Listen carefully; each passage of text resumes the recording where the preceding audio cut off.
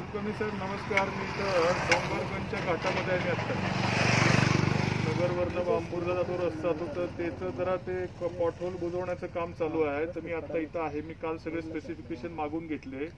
टेंडरचे काय काय आपल्या कंडिशन्स आहे त्याचा मी सकाळी काल सगळा अभ्यास केला. तर आपण ते खाली पॉटहोल आधी क्लीन केल्यावरती खालचा जो डांबराचा लेअर आहे तो अक्षरशः न दिल्यासारखाच आहे. इथं एकदम मी स्वतः आता स्पॉटवर आहे.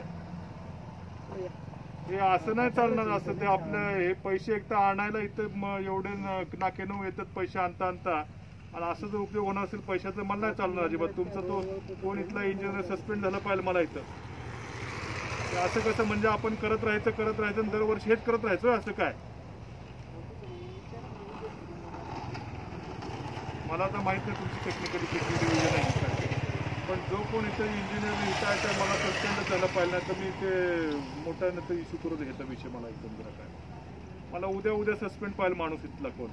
असं नाही चालत तो. एवढं जनतेच्या पैसा आणणं इथं फार कसे पैसे आणायला किती घाण सगळं ना. असे पैशाचं वेस्टेज आहे सगळं. हे सगळं काय दरवर्षी हेच करत बसायचं का आपण? खड्डे बुजत बसायचे नुसते. ते तवले म्हणून कॉन्ट्रॅक्टर आहेत कोण तवले. एक मिनिट तुम्ही त्या त्यांच्याशी बोलायचं सुपरवायझर. एक मिनिट जरा बोल ना. स्पीकर लाव. हॅलो साहेब बोला ना. ते डांबर टाकलं होतं खाली. टाकलं होतं? ते किती टाकलं होतं? असं टाकतात पूर्ण ह्याच्यावर आहे का लेअर? दिसतोय का लेअर? रेषा ओढल्यात नुसत्या आपण डांबराच्या.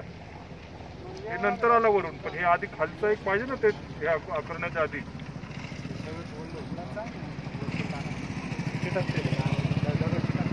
असं नाही, प्रोसिजर काय आधी हे करून तिथं डांबराचं लेअर टाकून मग खडी टाकली पाहिजे.